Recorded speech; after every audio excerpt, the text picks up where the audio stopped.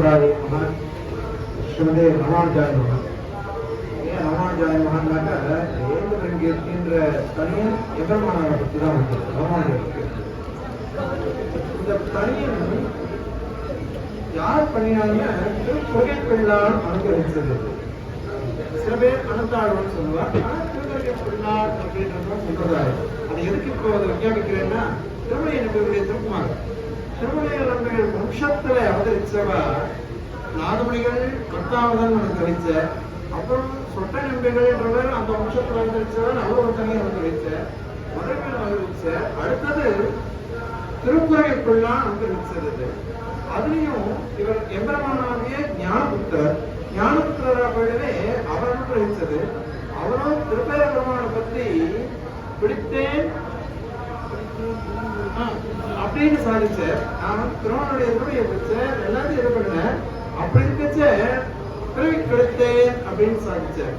அதை அபரியம் பண்ணிட்டு இருக்க அந்த சமயத்துல இவர் பாக்குற உடனே இந்த பாசனமும் அபிநயத்துக்கு அப்படின்னு கேட்கிறார். ஆனால் திருக்குறளை பின்னான திருவாராயக்கூடிய அனுகிரகிக்கும்படியாக நினைத்தருளினார். இதுதான் குருபரம்பரா பிரபாவம் சொல்லுவது.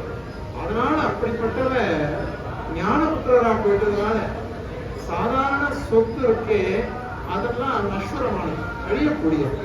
ஆனால் ஞானபுத்திரர்னாக்கா அந்த எம்பெருமானாருடைய ஞானத்துக்கே வம்ச சந்ததியா இருக்கிறார். அதனால ரொம்ப விசேஷமானது. அவர் அனுகிரகிக்கிறார். அப்படிப்பட்ட ஞானபுத்திரர் தன்னுடைய ஞானபிதா ஸ்தானத்தில் இருக்கக்கூடிய எம்பெருமானார திருவடிய தொழ வேணும் அப்படிங்கிறத அனுகிரகிக்கிறார். ஏந்தவருங்கேற்கு ராமானுஜன் வாய்ந்த வளர்ப்பாதம் வணங்குகின்றேன். ஆய்ந்தவரும் சீராசனோவன் செந்தவள் வேதந்தரிக்கும் பேராத உள்ளம் பெற. இந்த ஒவ்வொன்றத்தையும் அப்படியே அன்வைக்கணும். ஏந்த உள்ளம் பெற, அது மாதிரி வாய்ந்த உள்ளம் பெற, ஆய்ந்த உள்ளம் பெற, பேராத உள்ளம் பெற. ஏய்ந்தனாக்க பொருத்தமானது அப்படின்னு இருக்கும். உபபன்னமானது, எல்லாத்துக்கும் பொருத்தமான ஏய்ந்த உள்ளம். அத மாதிரி பெரும் கீர்த்தியை உடைய உள்ளம். அத மாதிரி ஆய்ந்த மலர்பாதமும் அந்த மாதிரி உசந்தது. இந்த மாதிரி எல்லாத்தையும் இந்த பதங்களை அன்வயிச்சிருப்பாரு. அதுலயும் எம்பெருமானாருடைய திருவடி எப்படிப்பட்டதுன்னாக்கா ஏந்த திருவடி. நமக்கு ஸ்ரீமதே ராமானுஜாய மகான் போட்டாலே போதும். நம்ம வரிசையா 12 ஆச்சாரியால போட்டு கல்யாண பத்திரிகை முழுக்க ஒப்பிடுறோம். கல்யாண பொண்ணோட பேரோ பிள்ளையோட பேரோ இத்தோண்டா இருக்கும். அந்த ஆச்சாரியாளர்கள் நமக்கு வசதிதான். அத்தனை பேர் போட்டோம்னாக்கா கல்யாண பத்திரிகைகள் நமக்கு விஷயத்தை எங்க பார்க்கணும்னு தெரியல. கண்ணாடி போட்டு பார்த்தாலும் தெரிய மாட்டேங்கிறது. அந்த மாதிரி போடுவோம். நம்ம பெரியவா நல்ல வழக்கம் வச்சிருக்கா. ஸ்ரீமதே ராமானுஜாய மகான் போட்டா போறோம். திருவடி சம்பந்தம் திருவடி சம்பந்தம் எல்லாம் ஒன்னா சேர்ந்து வருது. ஆகையினால ராமானுஜாய மகான் சொன்னா போறோம். அதனால அவருடைய வாய்ந்த மலர்பாதம் அப்படி சொன்னதுனால நமக்கு பிராப்தமான திருவடி, அதுவும் வசந்த திருவடி. அவரை சேவிச்சுட்டோம்னா போறோம். பெருமாளுக்கு திருவுள்ள உறுப்பா இருக்கும். அதனால அது முக்கியம். ஆக ஏய்ந்த பெருங்கீர்த்தி எம்பெருமானாருடைய கீர்த்தி சாமானியமானதல்ல. லோகத்துல ஒவ்வொருத்தரை பத்தி ரொம்ப சத்தியமா சொல்லுவோம். அது அத்தனையும் அனர்த்தமா ஆகாது. ஆனா எம்பெருமானுக்கு எதை சொன்னாலும் எம்பெருமானாருக்கு அது போராது. அப்படிப்பட்ட பெருங்கீர்த்தியை உடையவர். ஏந்த பெருங்கீர்த்தி தாமான சொன்ன வாய்ந்த மலர்பாதம் வணங்குகின்றேன். வாய்ந்த மலர்பாதம் இதுதான் நமக்கு தேவையானது. ஆச்சாரியாருடைய திருவடியை தவிர்த்து வேற ஒன்றும் இல்லையோ. ஆச்சாரியாதிக தேவதாம் சந்திக்காம மன்யாமே அப்படிங்கிற சுவாமி. ஆகையினால அந்த திருவடி பலம் தான் நமக்கு முக்கியம். அதுதான் நம்மளை ரட்சிக்கும். அதனால அதுவும் எம்பெருமானாருடைய திருவடி. அவர் ஞானபுத்திரராய் அனுகிரகிச்சவர். அதனால ஞானபுத்திரரா போயிட்டதுனால நம்ம அத்தனை பேருக்கும் அவர் திருவடி தான் நமக்கு பரம உபாதேயம் அப்படிங்கிறத இங்க சாதிக்கிறாரு. வாய்ந்த மலர்பாதம் வணங்குகிறேன். ஆய்ந்த பெரும் சீரார் செலவோவன் செந்தமிழ் வேதந்தரிக்கும் உள்ளம், அது பேராத உள்ளம். ஆய்ந்த அப்படின்னாக்க ஆராய்ந்த அப்படின்னு ஆராய்றதுன்னு என்ன இருக்குன்னா சாஸ்திரங்கள். நம்ம வேண்டிய வேதங்களோடு விரைந்து கிளியிருப்பான்னு சொல்றோம்.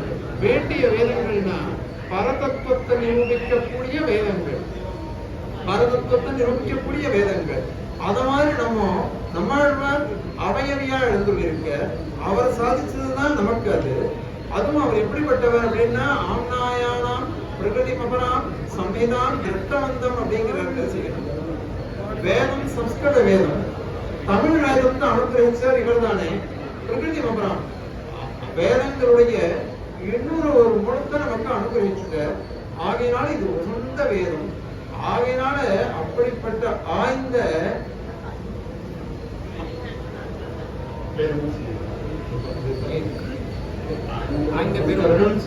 பேராத உள்ளம் பெற.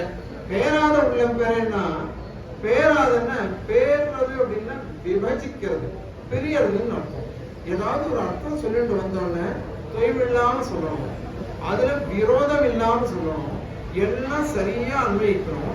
அந்த மாதிரி சொல்றதுதான் இந்த வேதத்தினுடைய அர்த்தங்களை சொல்றதுக்கு சுவாரஸ்யம். நம்ம சுவாமி எம்பெருமானார் சாதிச்சதற்கு சொல்லும் பொழுது தேசிகன் சாதிக்கிற சாராவளியில சர்வஸ்ருத்யைகரஸ்ய பிரணய விரதரி சக்கரே தத்துவவித்பிஹி அப்படின்னு சாதிக்கிறார்.